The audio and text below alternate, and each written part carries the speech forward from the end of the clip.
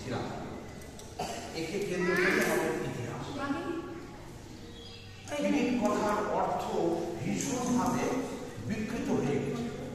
কিরিট কথা কেউ বলছেন কিরিট মানে মুখ, কেউ বলছেন কিরিট মানে কপাল, কেউ আবার গাড়ি থেকে নামতে নামতে হাত হিসেবে ডাকতে লাগছে আসুন আসুন আসুন আসুন, এটা আপনি ওটা আপনি, এটা আসলে সারাদিন এই চর্চা। কিন্তু আসল তথ্য তা না। আসল তথ্য হচ্ছে স্কাল্প, করটেই থেকে কিরিটি কথাটা খুলি।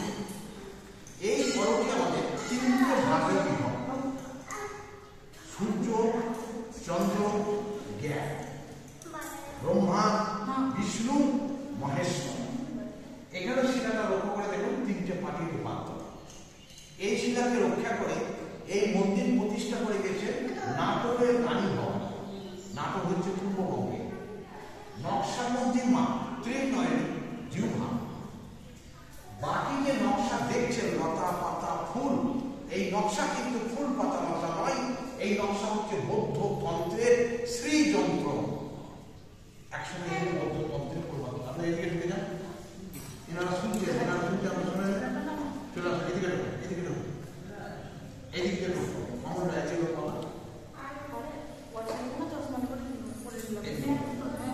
চলে আসুন, এদিকে ঢুকুন।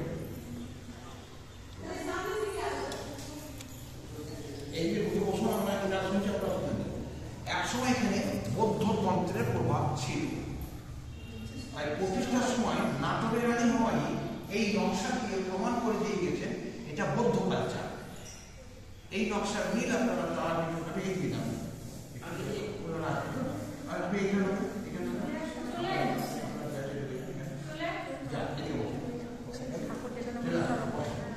একসময় বৌদ্ধ তন্ত্রের প্রভাব ছিল, তাই রানী ভবানী নকশা দিয়ে প্রমাণ করে দিয়ে গেছেন এটা বৌদ্ধ কালচার। এই মন্দিরটি যখন রানী ভবানী প্রতিষ্ঠা করেন, শাসনকাল ছিল মুসলিম শাসনকাল, নবাবী আমল, আলীবর্দী খান। এবার নকশা ছেড়ে দিন, এবার আপনারা খিলানটাকে বোঝার চেষ্টা করুন।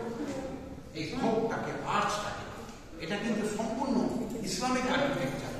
এই বাকি দুটি দিকে, আর এই হলো আমাদের হিন্দু স্থাপত্য আর্ট চালা, যাকে আমরা বাংলা চালা বলি।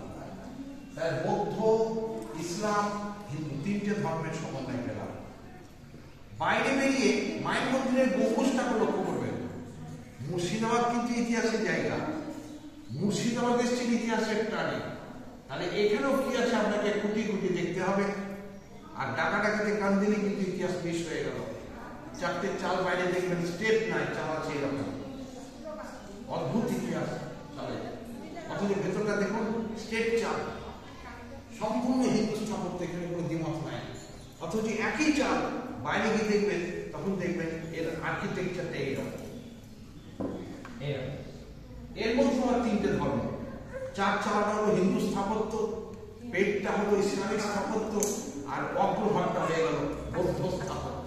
একই চালে তিনটে ধর্মের ইতিহাস। রানী ভবানী এই মূর্তি রক্ষা করে গেছেন।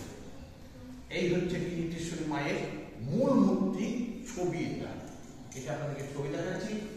এই মূর্তিটি নাটোরের রানী ভবানী এখানে রেখে গেছেন। এটা কিরিটেশ্বরী মায়ের মূল মূর্তির ছবি। মূর্তিটি নিরাপত্তার কারণে বাইরে থাকে, নিরাপত্তার কারণে। পৌষ মাসের মঙ্গলবার দুপুর 1টা থেকে সন্ধ্যে পর্যন্ত যদি কোনোদিন কেউ এখানে আসতে পারেন, তাহলে এই মূর্তি এখানে রাজবেশে দর্শন পাবেন। 4 দিন রাজবেশ করা হয়। এর গুরুত্ব কি? কেন রানী ভবানী এই মূর্তি নিরাপত্তার পরিবেশ মনে করলেন? এর মুখের দিকে তাকিয়ে দেখুন, এখানেও কিন্তু ভগবান বুদ্ধের ছোঁয়া আছে। দেখুন মুখের আলো, মামুন কুমার পড়াশোনা করছে, ইতিহাস পেল, মুখের আলো দেখুন, এখানেও কিন্তু বুদ্ধিস্ট দেখুন মুখের আলো। তাহলে একসময় যে এখানে বৌদ্ধ তন্ত্রের প্রভাব যে ছিল, এই গল্প তো আপনার আমার নয়, মুখ্যমন্ত্রীর কোনো কিছু নকশাও প্রমাণ করে দিচ্ছে। এটাও মা, পাশে যেটা ডাকাডাকি করছে ওটাও মা, দুটোই মা। কিন্তু ওই মূর্তির বয়স হলো 7 থেকে 8 বছর। এই মূর্তির বয়স আর ইতিহাস জানা যায়নি। যেহেতু এটা গান্ধার শিল্প, অর্থাৎ গ্রিক বৌদ্ধ মিলিয়ে গান্ধার। তাই ঐতিহাসিক গুরুত্বের ভাবনা ভেবে নাটোরে রানী ভবানী নিরাপত্তার প্রয়োজন মনে করে ব্যবস্থার মধ্যে রেখে গেছেন।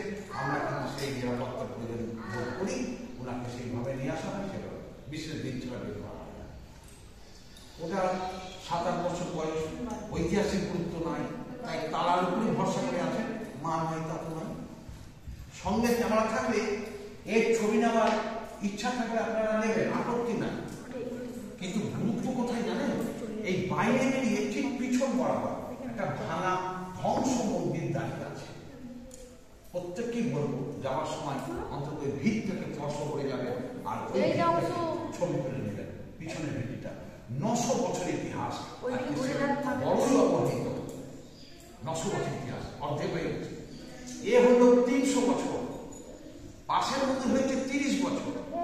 আবার যখন 20 বছর পর ভিটিতে এসে ঢুকবেন, তখন ওই পুরোনো স্থাপত্য থাকবে না, ওখানে হয়ে যাবে ঝাড় ঝকঝকে একটা মার্বেলের। আবার বড় বড় করে আদি লেখা হবে, আবার লাল কাপড়ে ঢাকা পড়বে, আবার একটা পেছনের মূর্তি আসবে। আমার মতন আর একজন দাবিদার ছটপট করবে আর বলবে, চলে আসুন এরাই আদি, এখানে অন্যের ভোগ হয়, এখানে অমাবস্যার দিন আসুন, মায়ের স্নান করাবো, কিরিট দেখিয়ে দেবো, আজকে ফাঁকা। সেদিন সব গল্প শুরু হবে। দুঃখ করো না মা, তাই বলে আমি তো মহাপুরুষ নই, লোকলাভ আমারও আছে। কিন্তু যাবে কোথায়? ব্রাহ্মণ সমাজ শেষ হয়ে গেছে। আমি ব্রাহ্মণ মায়ের আসলে বসো, মায়ের সামনে বলতে পার কোনো দ্বিধা নাই, লজ্জা নাই। এই মোটা মোটা রুদ্রাক্ষের মালা, লাল কাটা আর লাল বস্ত্র ছাড়া কেউ পুজো করতে পারছেন না। সবাই বোঝাতে চাইছেন আমি তান্ত্রিক। কিন্তু মা, আমরা কিন্তু অনেক ইতিহাস থেকে পেরেছি, আমরা ঠাকুর রামকৃষ্ণের ইতিহাস থেকে পেয়েছি।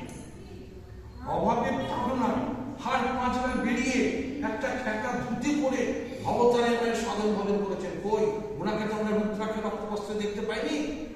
আমরা বাবা খাবার ইতিহাস থেকে পেরেছি, অভাবের তাড়নায় গোটা কাপড় জোটাতে পারেননি, কোপনি মেরে মাতা সাধন ভজন করেছেন। সেখানেও কিন্তু ওনাকে রুদ্রাক্ষের রক্তবস্ত্র পেলাম না। তাহলে আমাকে এত ঘটা করে মোটা মোটা রুদ্রাক্ষ আর রক্তবস্ত্র আমার প্রয়োজন হবে কেন? উত্তর পাওয়া যাবে না, তর্কে গিয়েও লাভ নাই, তিরস্কার ছাড়া কিচ্ছু মিলবে না। কিন্তু তাই বলে আমি মহাপুরুষ নই, আমারও লোক ব্যবস্থা আছে, কিন্তু ছিলি থাকা দরকার। মাথায় রাখবেন সবসময়ের জন্য, ইতিহাসের গঠন শৈলী থাকতে হবে। ইতিহাস কিন্তু গঠন শৈলী ছাড়া কখনই ইতিহাস সম্ভব নয়। একজন ফৌজি লোক হলে অন্তত হাইট হতেই হবে। সব হাইটকে ফৌজি বললে কিন্তু কেউ মানবে না। মা সর্বত্র বিরাজ করছে, ইতিহাস নাটক রানী ভবানী সুন্দরভাবে রক্ষা করে দিয়েছে। এবার বুঝে করি, বসুন।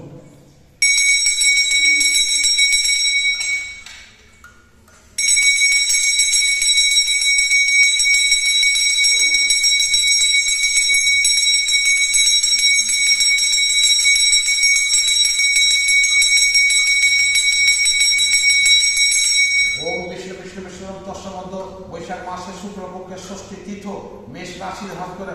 নাম বলো।